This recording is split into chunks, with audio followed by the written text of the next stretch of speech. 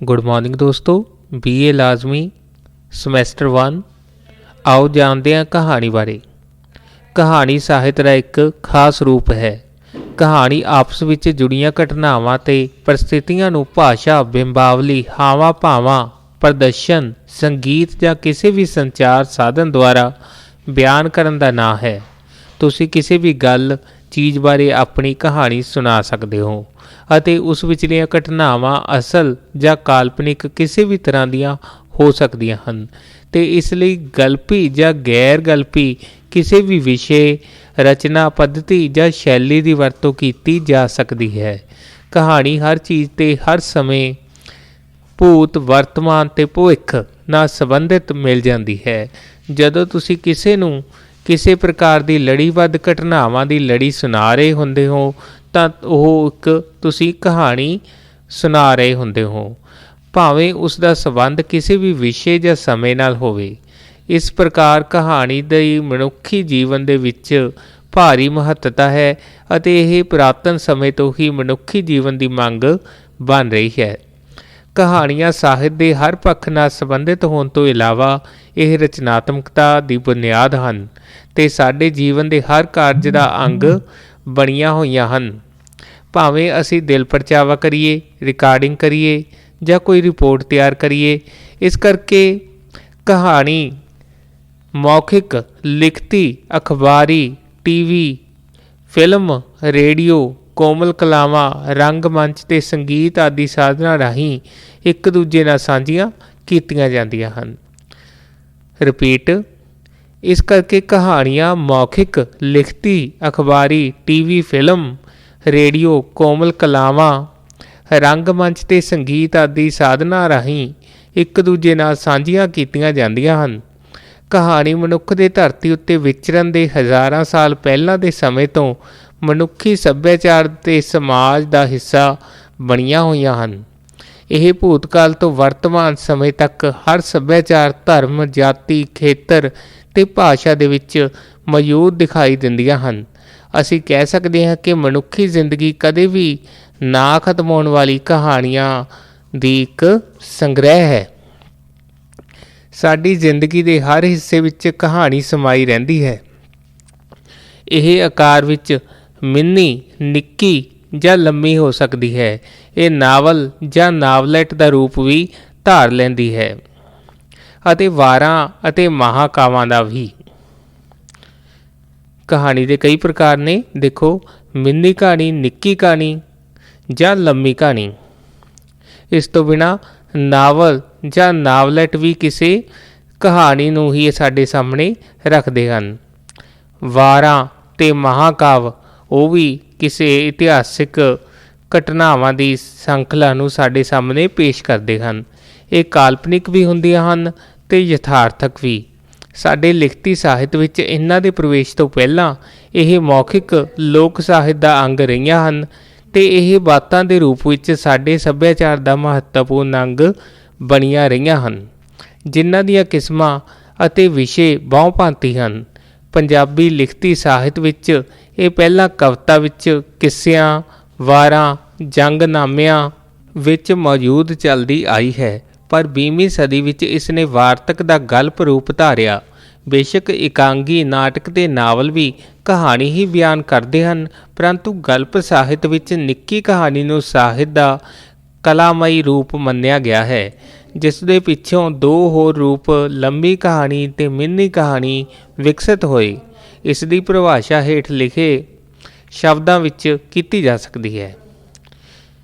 ਦੇਖੋ, ਕਹਾਣੀ ਦੀ ਪਰਿਭਾਸ਼ਾ ਕਿਸੇ ਵਿਦਵਾਨ ਨੇ ਦਿੱਤੀ ਹੈ। ਕਹਾਣੀ ਆਪਸ ਵਿੱਚ ਜੁੜੀਆਂ ਘਟਨਾਵਾਂ ਅਤੇ ਪਰਿਸਥਿਤੀਆਂ ਨੂੰ ਮੌਖਿਕ ਭਾਸ਼ਾ, ਬਿੰਬਾਵਲੀ, ਹਾਵਾਂ ਭਾਵਾਂ, ਪ੍ਰਦਰਸ਼ਨ, ਸੰਗੀਤ ਜਾਂ ਕਿਸੇ ਵੀ ਸੰਚਾਰ ਸਾਧਨ ਦੁਆਰਾ ਬਿਆਨ ਕਰਨ ਦਾ ਨਾਂ ਹੈ। ਆਓ ਹੁਣ ਕਹਾਣੀ ਦੇ ਵੱਖ-ਵੱਖ ਰੂਪਾਂ ਦੇ ਬਾਰੇ ਥੋੜ੍ਹਾ ਤਫਸੀਲ ਦੇ ਨਾਲ ਜਾਣਦੇ ਹਾਂ। ਨਿੱਕੀ ਕਹਾਣੀ। ਨਿੱਕੀ ਕਹਾਣੀ ਪੱਛਮੀ ਆਲੋਚਕਾਂ ਨੇ ਨਿੱਕੀ ਕਹਾਣੀ ਦੇ ਸਰੂਪ ਨੂੰ ਬਿਆਨ ਕਰਨ ਦੀ ਕੋਸ਼ਿਸ਼ ਕੀਤੀ ਹੈ। ਇੱਕ ਆਲੋਚਕ ਦੇ ਕਥਨ ਅਨੁਸਾਰ ਕਹਾਣੀ ਘੋੜ ਦੌੜ ਵਾਂਗ ਹੁੰਦੀ ਹੈ। ਜਿਸ ਤਰ੍ਹਾਂ ਘੋੜ ਦੌੜ ਦਾ ਆਦਿ ਅਤੇ ਅੰਤ ਬਹੁਤ ਮਹੱਤਵ ਰੱਖਦਾ ਹੈ, ਉਸੇ ਤਰ੍ਹਾਂ ਕਹਾਣੀ ਦਾ ਆਦਿ ਅਤੇ ਅੰਤ ਵਿਸ਼ੇਸ਼ ਮਹੱਤਵ ਰੱਖਦਾ ਹੈ। ਐਡਗਰ ਐਲਨ ਪੋ ਦਾ ਕਥਨ ਹੈ, ਕਹਾਣੀ ਇੱਕ ਅਜਿਹੀ ਨਿੱਕੀ ਰਚਨਾ ਹੈ ਜਿਸ ਨੂੰ ਇੱਕੋ ਬੈਠਕ ਵਿੱਚ ਪੜ੍ਹਿਆ ਜਾ ਸਕੇ ਤੇ ਪਾਠਕਾਂ ਉੱਤੇ ਆਪਣਾ ਤਿੱਖਾ ਪ੍ਰਭਾਵ ਪਾ ਸਕੇ। ਇਸ ਪ੍ਰਕਾਰ ਅਸੀਂ ਕਹਿ ਸਕਦੇ ਹਾਂ ਕਿ ਨਿੱਕੀ ਕਹਾਣੀ ਜੀਵਨ ਦੇ ਕਿਸੇ ਇੱਕ ਪੱਖ ਦਾ ਅਜਿਹਾ ਭਾਵਕ ਚਿੱਤਰਨ ਹੈ ਕਿ ਉਸ ਦੇ ਵੇਗ ਨਾਲ ਅਸੀਂ ਉਸ ਪੱਖ ਦੀ ਪੂਰੀ ਤਰ੍ਹਾਂ ਡੂੰਘਾਈ ਨੂੰ ਸਮਝ ਸਕਦੇ ਹਾਂ।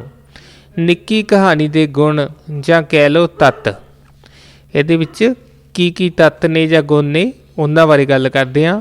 ਨਿੱਕਾ ਆਕਾਰ, ਦੂਸਰਾ ਪ੍ਰਭਾਵ ਦੀ ਇਕਾਗਰਤਾ, ਤੀਸਰਾ ਕਲਾਤਮਕਤਾ, ਚੌਥਾ ਰੋਚਕਤਾ, ਪੰਜਵਾਂ ਗਤੀਸ਼ੀਲਤਾ। ਇਹ ਨਿੱਕੀ ਕਹਾਣੀ ਦੇ ਖਾਸ ਗੁਣ ਨੇ। ਇਹਨਾਂ ਤੋਂ ਬਿਨਾਂ ਇੱਕ ਯੋਗ ਵਧੀਆ ਨਿੱਕੀ ਕਹਾਣੀ ਦੀ ਕਲਪਨਾ ਨਹੀਂ ਕੀਤੀ ਜਾ ਸਕਦੀ। ਨਿੱਕੀ ਕਹਾਣੀ ਨਾਵਲ ਤੇ ਨਾਵਲੈਟ ਦੇ ਛੋਟੇ ਆਕਾਰ ਦੀ ਉਹ ਗਲਪੀ ਰਚਨਾ ਹੈ ਜਿਸ ਵਿੱਚ ਕਿਸੇ ਇੱਕ ਘਟਨਾ, ਪ੍ਰਸਥਿਤੀ ਜਾਂ ਪ੍ਰਭਾਵ ਨੂੰ ਬਹੁਤ ਥੋੜ੍ਹੇ ਜਿਹੇ ਪਾਤਰਾਂ ਰਾਹੀਂ ਕਲਾਤਮਕ ਤੇ ਪ੍ਰਭਾਵਸ਼ਾਲੀ ਢੰਗ ਦੇ ਨਾਲ ਪੇਸ਼ ਕੀਤਾ ਹੁੰਦਾ ਹੈ। ਅਗਲਾ ਸਾਡੇ ਕੋਲ ਇੱਕ ਕਹਾਣੀ ਦਾ ਰੂਪ ਹੈ ਨਿੱਕੀ ਕਹਾਣੀ, ਜਾਂ ਇਸ ਨੂੰ ਕਈ ਵਾਰ ਕਹਾਣੀ ਵੀ ਕਹਿ ਦਿੰਦੇ ਆ। ਇਸ ਦੇ ਮੁੱਖ ਤੱਤ ਨੇ ਵਿਸ਼ਾ ਵਸਤੂ। ਪਹਿਲਾ ਤੱਤ ਕੀ ਹੈ? ਵਿਸ਼ਾ ਵਸਤੂ। ਵਿਸ਼ਾ ਵਸਤੂ ਨਿੱਕੀ ਕਹਾਣੀ ਦਾ ਪ੍ਰਮੁੱਖ ਤੱਤ ਹੈ। ਮਨੁੱਖੀ ਜੀਵਨ ਦੀ ਹਰ ਇੱਕ ਘਟਨਾ ਤੇ ਪ੍ਰਸਥਿਤੀ ਕਹਾਣੀ ਦਾ ਵਿਸ਼ਾ ਵਸਤੂ ਬਣਨ ਦੀ ਸੰਭਾਵਨਾ ਰੱਖਦੀ ਹੈ। ਕਹਾਣੀ ਦਾ ਉਦੇਸ਼ ਕਿਉਂਕਿ ਜੀਵਨ ਦੇ ਕਿਸੇ ਪੱਖ ਜਾਂ ਮਨੁੱਖੀ ਸੁਭਾਅ ਦੇ ਕਿਸੇ ਵਿਸ਼ੇਸ਼ ਪੱਖ ਦੇ ਉੱਤੇ ਰੋਸ਼ਨੀ ਪਾਉਣਾ ਹੁੰਦਾ ਹੈ। ਇਸ ਕਰਕੇ ਕਹਾਣੀ ਸਾਡੇ ਜੀਵਨ ਨਾਲ ਵੱਧ ਤੋਂ ਵੱਧ ਸੰਬੰਧ ਰੱਖਦੀ ਹੈ।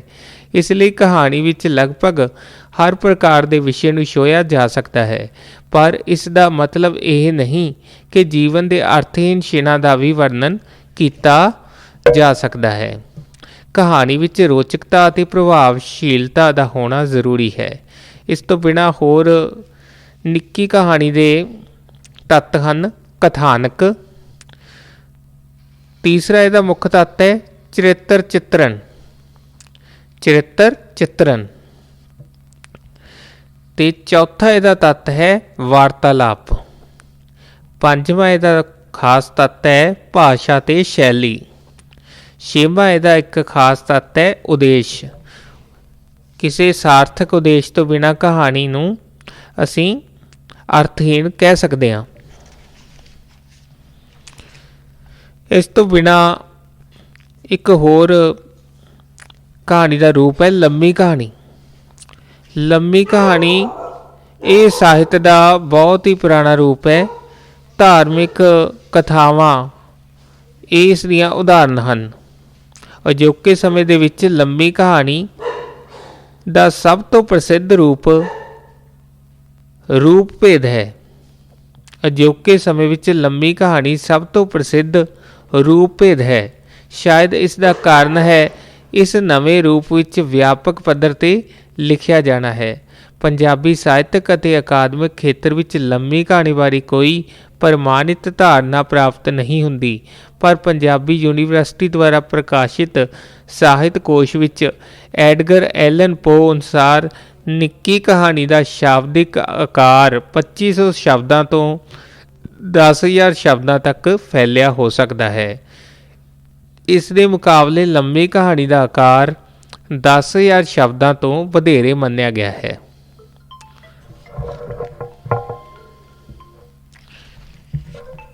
ਰਿਪੀਟ। ਐਡਗਰ ਐਲਨ ਪੋ ਦੇ ਅਨੁਸਾਰ ਨਿੱਕੀ ਕਹਾਣੀ ਦਾ ਸ਼ਾਬਦਿਕ ਆਕਾਰ 2500 ਸ਼ਬਦਾਂ ਤੋਂ 10,000 ਸ਼ਬਦਾਂ ਤੱਕ ਫੈਲਿਆ ਹੋ ਸਕਦਾ ਹੈ। ਇਸ ਦੇ ਮੁਕਾਬਲੇ ਲੰਮੀ ਕਹਾਣੀ ਦਾ ਆਕਾਰ 10,000 ਸ਼ਬਦਾਂ ਤੋਂ ਵਧੇਰੇ ਮੰਨਿਆ ਗਿਆ ਹੈ। ਲੰਮੀ ਕਹਾਣੀ ਸ਼ਬਦ ਦੀ ਵਰਤੋਂ ਸ਼ਾਇਦ ਪਹਿਲੀ ਵਾਰ ਉਦੋਂ ਹੋਈ ਜਦੋਂ 1965 ਈਸਵੀ ਵਿੱਚ ਜਗਜੀਤ ਸਿੰਘ ਛਾਬੜਾ ਨੇ ਲੰਮੀ ਕਹਾਣੀ ਨਾਮਕ ਪੁਸਤਕ ਦਾ ਸੰਪਾਦਨ ਕੀਤਾ। ਜਦੋਂ ਪਹਿਲਾ ਪਹਿਲ ਇਹ ਪਦ ਵਰਤਿਆ ਗਿਆ ਤਾਂ ਇਹ ਨਿੱਕੀ ਕਹਾਣੀ ਦੀ ਮੁੱਖ ਵਿਧਾ ਦੇ ਅੰਤਰਗਤ ਹੀ ਇੱਕ ਰੂਪ ਸੀ, ਕਿਉਂਕਿ ਨਿੱਕੀ ਕਹਾਣੀ ਦੇ ਕਹਾਣੀਕਾਰ ਕਦੇ ਕਦਾਈ ਹੀ ਲੰਮੀ ਕਹਾਣੀ ਦੀ ਰਚਨਾ ਕਰਦੇ ਸਨ। ਡਾਕਟਰ ਉੱਪਲ ਅਨੁਸਾਰ ਪੰਜਾਬੀ ਵਿੱਚ ਇਹ ਪੱਛਮੀ ਸਾਹਿਤ ਤੋਂ ਉਰਦੂ ਰਾਹੀਂ ਆਈ। ਪੰਜਾਬੀ ਕਹਾਣੀਕਾਰ ਵੀ ਉਰਦੂ ਸਾਹਿਤ ਤੋਂ ਪ੍ਰਭਾਵਿਤ ਹੋ ਕੇ ਕਦੇ-ਕਦੇ ਲੰਮੀ ਕਹਾਣੀ ਲਿਖਦੇ ਰਹੇ ਹਨ, ਪਰ ਭਵਿੱਖ ਵਿੱਚ ਇਸ ਵਿਧਾ ਦੇ ਵਿਕਾਸ ਦਾ ਮੁੱਢ ਜ਼ਰੂਰੀ ਬੱਝ ਚੁੱਕਾ ਸੀ। ਪਰਿਭਾਸ਼ਾ ਪ੍ਰੋਫੈਸਰ TR ਵਿਨੋਦ ਲਿਖਦੇ ਹਨ, ਲੰਬੀ ਕਹਾਣੀ ਦਾ ਪ੍ਰਯੋਜਨ ਤਾਂ ਨਿੱਕੀ ਕਹਾਣੀ ਵਾਲਾ ਹੀ ਹੁੰਦਾ ਹੈ। ਇਸ ਦੀ ਰਚਨਾ ਵਿਧੀ ਵਿੱਚ ਸਥਿਤੀਆਂ ਦੀਆਂ ਭਿੰਨ-ਭਿੰਨ ਪਰਤਾਂ, ਦਿਸ਼ਾਵਾਂ ਅਤੇ ਪਸਾਰਾਂ ਨੂੰ ਮੂਰਤੀਮਾਨ ਕਰਨ ਦੀ ਸਮਰੱਥਾ ਹੁੰਦੀ ਹੈ, ਜਿਸ ਕਰਕੇ ਇਹ ਵਿਧਾ ਯਥਾਰਥ ਦੇ ਸਮੁੱਚ ਦੀ ਪਛਾਣ ਕਰਾਉਣ ਦੇ ਯੋਗ ਹੋ ਨਿਬੜਦੀ ਹੈ। ਵਰਿਆਮ ਸੰਧੂ ਦਾ ਕਥਨ ਹੈ, ਹੁਣ ਕਹਾਣੀ ਇੱਕ ਸਟੇਸ਼ਨ ਤੋਂ ਦੂਜੇ ਸਟੇਸ਼ਨ ਤੱਕ ਦਾ ਸਫ਼ਰ ਜਾਂ ਸਰਪਟ ਘੌੜ ਦੌੜ ਨਹੀਂ ਰਹਿ ਗਈ। ਲੇਖਕ ਸਿੱਧਾ ਨੱਕ ਦੇ ਸੇਧੇ ਸ਼ੂਟ ਵੱਟ ਕੇ ਦੌੜਨ ਦੀ ਥਾਂ ਥੋੜ੍ਹਾ ਆਸੇ-ਪਾਸੇ ਵੇਖ ਕੇ ਹੌਲੀ-ਹੌਲੀ ਤੁਰਨ ਲੱਗਾ। ਆਸੇ-ਪਾਸੇ ਬੜਾ ਕੁਝ ਸੋਹਣਾ ਸੀ, ਜੋ ਕਹਾਣੀ ਦੇ ਕੇਂਦਰੀ ਨੁਕਤਿਆਂ ਨੂੰ ਹੋਰ ਗੂੜ੍ਹਾ, ਪ੍ਰਭਾਵਸ਼ਾਲੀ ਤੇ ਜਾਨਦਾਰ ਬਣਾਉਣ ਵਿੱਚ ਅਸਰ ਅੰਦਾਜ਼ ਹੁੰਦਾ ਸੀ। ਕਹਾਣੀਕਾਰ ਦੀ ਇਸ ਸਹਿਜ ਤੌਰ 'ਤੇ ਕਹਾਣੀ ਦੇ ਬਿਰਤਾਂਤ ਉੱਤੇ ਵੀ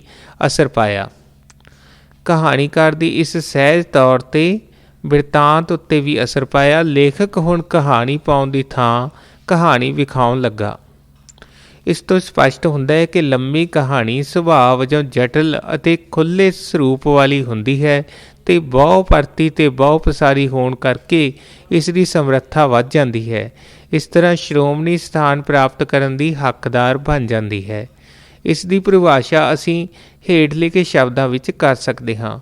ਲੰਮੀ ਕਹਾਣੀ ਨਿੱਕੀ ਕਹਾਣੀ ਨਾਲੋਂ ਆਕਾਰ ਵਿੱਚ ਲੰਮੀ ਹੁੰਦੀ ਹੈ ਤੇ ਇਸ ਵਿੱਚ ਕਹਾਣੀਕਾਰ ਮੁੱਖ ਪ੍ਰਸਥਿਤੀਆਂ ਦੇ ਨਾਲ-ਨਾਲ ਉਹਨਾਂ ਨੂੰ ਪ੍ਰਭਾਵਿਤ ਕਰਨ ਵਾਲੀਆਂ ਗੱਲਾਂ, ਪਾਤਰਾਂ ਤੇ ਵਾਤਾਵਰਨ ਨੂੰ ਸੰਕੇਤਕ ਪਰ ਜ਼ਰਾ ਵਧੇਰੇ ਵਿਸਥਾਰ ਦਿੰਦਾ ਤੇ ਹੋਰ ਪ੍ਰਭਾਵਸ਼ਾਲੀ ਬਣਾਉਂਦਾ ਹੈ।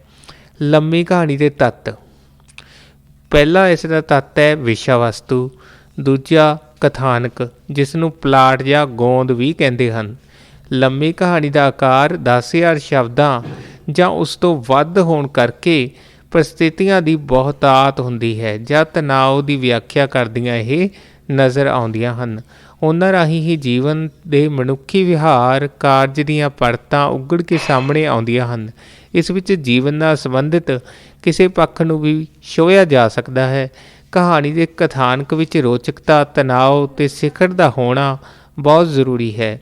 ਇਹ ਤਾਂ ਹੀ ਹੋ ਸਕਦਾ ਹੈ ਜੇਕਰ ਇਸ ਵਿੱਚ ਜੀਵਨ ਦੀਆਂ ਅਜਿਹੀਆਂ ਰੋਚਕ ਤੇ ਖਿੱਚ ਭਰੀਆਂ ਪਰਿਸਥਿਤੀਆਂ ਨੂੰ ਪੇਸ਼ ਕੀਤਾ ਜਾਵੇ ਜੋ ਯਥਾਰਥਕ ਤੇ ਪ੍ਰਭਾਵਸ਼ਾਲੀ ਹੋਣ। ਇਸ ਵਿੱਚ ਕੇਵਲ ਆਕਾਰ ਹੀ ਨਹੀਂ, ਸਗੋਂ ਉਸ ਦੇ ਬਹੁ ਪਰਤੀ ਪਸਾਰਾਂ ਨੂੰ ਵੀ ਸਮਝਿਆ ਗਿਆ ਹੈ। ਕਥਾ ਵਿੱਚ ਘਟਨਾਕ੍ਰਮ ਨੂੰ ਤੋੜ ਕੇ ਦੂਜਾ ਬਿਰਤਾਂਤ ਜੋੜ ਲਿਆ ਜਾਂਦਾ ਹੈ, ਜਿਹੜਾ ਕਿ ਕਹਾਣੀ ਦੇ ਮੁੱਖ ਨੁਕਤਿਆਂ ਨੂੰ ਗਹਿਰਾਈ ਦਿੰਦਾ ਹੈ।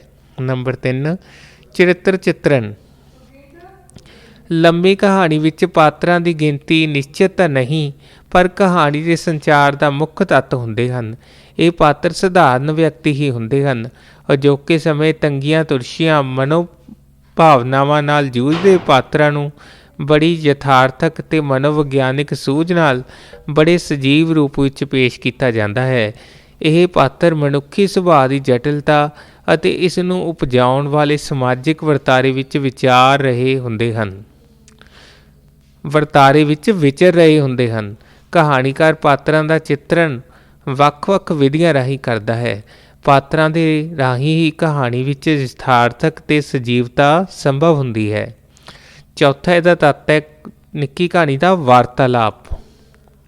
ਵਾਰਤਾਲਾਪ ਕਹਾਣੀ ਦਾ ਇੱਕ ਹੋਰ ਮਹੱਤਵਪੂਰਨ ਤੱਤ ਹੈ, ਕਿਉਂਕਿ ਕਥਾਨਕ ਨੂੰ ਅੱਗੇ ਤੋਰਨ ਕਰਨ ਪਾਤਰਾਂ ਦੇ ਚਿੱਤਰਨ ਦੀ ਉਸਾਰੀ ਦਾ ਇਸ ਵਿੱਚ ਅਹਿਮ ਯੋਗਦਾਨ ਹੁੰਦਾ ਹੈ। ਵਾਤਾਵਰਨ ਰਾਹੀਂ ਹੀ ਕਹਾਣੀ ਵਿੱਚ ਵਿਲੱਖਣਤਾ ਅਤੇ ਸੁਭਾਵਿਕਤਾ ਜਿਹੇ ਗੁਣ ਪੈਦਾ ਹੁੰਦੇ ਹਨ। ਰੋਚਕਤਾ ਅਤੇ ਰਵਾਨਗੀ ਬਣਦੀ ਹੈ। ਇਹ ਚੁਸਤ, ਤਿੱਖੇ, ਨਿੱਕੇ ਸੁਭਾਵਿਕ, ਵਿਅੰਗਾਤਮਕ, ਚੋਭਾਂ ਤੇ ਚੋਟਾਂ ਭਰੀ ਪਾਤਰਾਂ ਦੇ ਪੱਧਰ ਤੇ ਸਥਿਤੀ ਦੇ ਅਨੁਕੂਲ ਹੋਣੇ ਚਾਹੀਦੇ ਹਨ। ਇਹ ਵਾਰਤਾਲਾਪ ਬਾਰੇ ਗੱਲ ਹੋ ਰਹੀ ਹੈ ਵੀ ਵਾਰਤਾਲਾਪ ਚੁਸਤ ਹੋਣੇ ਚਾਹੀਦੇ ਹੈ, ਤਿੱਖੇ, ਨਿੱਕੇ ਸੁਭਾਵਿਕ, ਵਿਅੰਗਾਤਮਕ, ਚੋਭਾਂ ਤੇ ਚੋਟਾਂ ਭਰੀ ਅਤੇ ਪਾਤਰਾਂ ਦੇ ਪੱਧਰ ਦੀ ਸਥਿਤੀ ਦੇ ਅਨੁਕੂਲ ਹੋਣੇ ਚਾਹੀਦੇ ਹਨ। ਵਾਤਾਵਰਨ, ਇਹ ਪੰਜਵਾਂ ਤੱਤ ਹੈ ਨਿੱਕੀ ਕਹਾਣੀ ਦਾ। ਜੀਵਨ ਦੀ ਕੋਈ ਘਟਨਾ ਕਿਸੇ ਵਿਸ਼ੇਸ਼ ਵਾਤਾਵਰਨ ਦੇ ਵਿੱਚ ਹੀ ਵਾਪਰਦੀ ਹੈ। ਇਸ ਕਰਕੇ ਕਹਾਣੀ ਵਿੱਚ ਪੇਸ਼ ਕੀਤੀਆਂ ਗਈਆਂ ਪਰਿਸਥਿਤੀਆਂ ਅਤੇ ਪਾਤਰ ਜਿਸ ਵਾਤਾਵਰਨ ਵਿੱਚ ਵਿਚਰਦੇ ਹਨ ਉਸ ਦਾ ਚਿੱਤਰਨ ਵੀ ਬਹੁਤ ਜ਼ਰੂਰੀ ਹੁੰਦਾ ਹੈ। ਲੰਮੀ ਕਹਾਣੀ ਵਿੱਚ ਵਾਤਾਵਰਨ ਲਈ ਵਰਣਨਾਤਮਕ ਸ਼ੈਲੀ ਦੀ ਥਾਂ ਸੰਕੇਤਕ ਸ਼ੈਲੀ ਦੀ ਵਰਤੋਂ ਹੀ ਵਧੇਰੇ ਕਾਰਗਰ ਰਹਿੰਦੀ ਹੈ, ਪਰੰਤੂ ਆਲਾ ਦੁਆਲਾ ਅਤੇ ਕੁਦਰਤੀ ਵਾਤਾਵਰਨ ਨੂੰ ਨਿੱਕੀਆਂ ਨਿੱਕੀਆਂ ਬੁਰਸ਼ ਛੋਹਾਂ ਨਾਲ ਬਿਆਨ ਕੀਤਾ ਜਾ ਸਕਦਾ ਹੈ, ਜਿਸ ਨਾਲ ਕਹਾਣੀ ਵਿੱਚ ਸਜੀਵਤਾ ਅਤੇ ਰੋਚਕਤਾ ਪੈਦਾ ਹੁੰਦੀ ਹੈ। ਨਿੱਕੀ ਕਹਾਣੀ ਦਾ ਅਗਲਾ ਤੱਤ ਹੈ ਭਾਸ਼ਾ ਸ਼ੈਲੀ। ਕਹਾਣੀ ਦਾ ਜੋ ਇਹ ਖਾਸ ਤੱਤ ਹੈ ਭਾਸ਼ਾ ਸ਼ੈਲੀ ਸ਼ਬਦਾਂ ਦਾ ਸਜੀਵ, ਰੋਚਕ, ਪ੍ਰਭਾਵਸ਼ਾਲੀ ਹੋਣ ਦੀ ਸਿਫਾਰਿਸ਼ ਕਰਦੀ ਹੈ। ਇਸ ਵਿੱਚ ਲੋੜ ਅਨੁਸਾਰ ਮੁਹਾਵਰੇ, ਅਖੌਤਾਂ ਆਦਿ ਦੀ ਵਰਤੋਂ ਵੀ ਕੀਤੀ ਜਾ ਸਕਦੀ ਹੈ।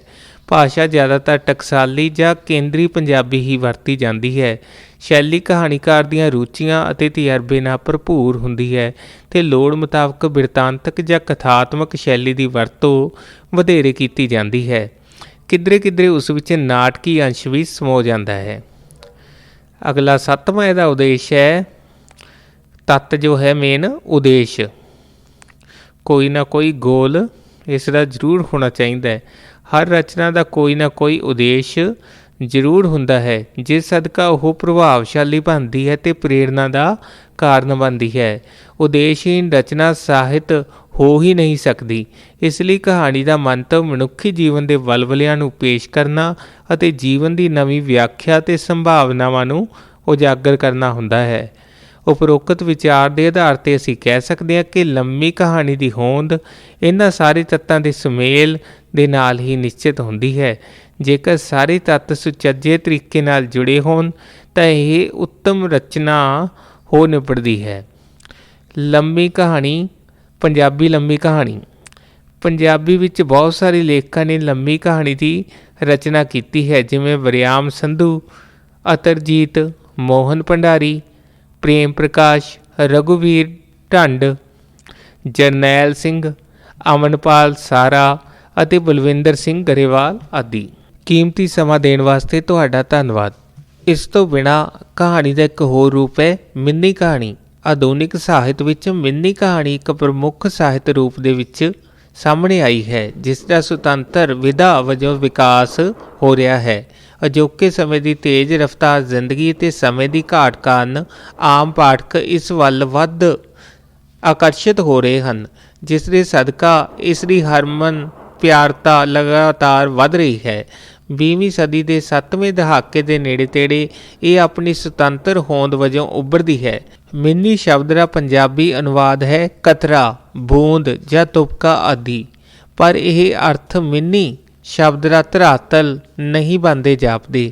ਇੱਥੇ ਮਿੰਨੀ ਦਾ ਅਰਥ ਗੁੱਝਾ ਅਰਥਾਤ ਜੋ ਚੀਜ਼ ਗੁੱਝੀ ਚੋਟ ਕਰੇ ਤੋ ਹੈ। ਨਿੱਕੀ ਕਹਾਣੀ ਦੀ ਤਰ੍ਹਾਂ ਇਹ ਵੀ ਜੀਵਨ ਦੇ ਪਸਾਰੇ ਦੀ ਕਿਸੇ ਘਟਨਾ ਨੂੰ ਬਿਆਨ ਕਰਦੀ ਹੈ। ਇਸ ਵਿੱਚ ਥੋੜ੍ਹੇ ਸ਼ਬਦਾਂ ਵਿੱਚ ਬਹੁਤੀ ਗੱਲ ਕਰਨ ਦੀ ਸਮਰੱਥਾ ਹੁੰਦੀ ਹੈ। ਮਿੰਨੀ ਕਹਾਣੀ ਕੁੱਜੇ ਦੇ ਵਿੱਚ ਸਮੁੰਦਰ ਬੰਦ ਕਰਨ ਦੇ ਸਮਰੱਥ ਹੁੰਦੀ ਹੈ। ਇਸ ਵਿੱਚ ਥੋੜ੍ਹੇ ਸ਼ਬਦਾਂ ਵਿੱਚ ਕਹਾਣੀ ਬਿਆਨ ਕਰਕੇ ਅਣਕਹੇ ਪੱਖ ਨੂੰ ਪਾਠਕ ਦੀ ਸੋਚ ਸ਼ਕਤੀ ਉੱਤੇ ਪਰਖਿਆ ਜਾਂਦਾ ਹੈ। ਸਾਹਿਤ ਦੇ ਮਾਹਰ ਡਾਕਟਰ ਅਨੂਪ ਸਿੰਘ ਅਨੁਸਾਰ ਮਨੁੱਖੀ ਜੀਵਨ ਵਿੱਚ ਕੁਝ ਗੱਲਾਂ, ਘਟਨਾਵਾਂ ਅਤੇ ਵਰਤਾਰੇ ਅਜਿਹੇ ਵਾਪਰਦੇ ਹਨ ਜੋ ਮਨੁੱਖ ਨੂੰ ਕੁਝ ਸੋਚਣ ਕਰਨ ਦੇ ਲਈ ਟੁੰਬ ਜਾਂਦੇ ਹਨ। ਇਹ ਗੱਲਾਂ, ਘਟਨਾਵਾਂ ਅਤੇ ਵਰਤਾਰੇ ਵਾਪਰ ਤਾਂ ਬਹੁਤ ਥੋੜ੍ਹੇ ਸਮੇਂ ਵਿੱਚ ਜਾਂਦੇ ਹਨ, ਕਈ ਵਾਰ ਅੱਖ ਦੇ ਭਲਕਾਰੇ ਵਿੱਚ, ਪਰ ਸੰਵੇਦਨਸ਼ੀਲ ਅਤੇ ਸੂਖਮ ਭਾਵੀ ਲੋਕਾਂ ਉੱਤੇ ਇਹਨਾਂ ਦਾ ਅਸਰ ਚਿਰ ਅਸਥਾਈ ਹੁੰਦਾ ਹੈ। ਇਹਨਾਂ ਪਲਾਂ ਦੀ ਕਲਾਤਮਕ ਪੇਸ਼ਕਾਰੀ ਲਈ ਜਿਸ ਸਾਹਿਤਕ ਵਿਧਾ ਦੀ ਲੋੜ ਪਈ ਉਸ ਨੂੰ ਮਿੰਨੀ ਕਹਾਣੀ ਆਖਿਆ ਜਾਂਦਾ ਹੈ।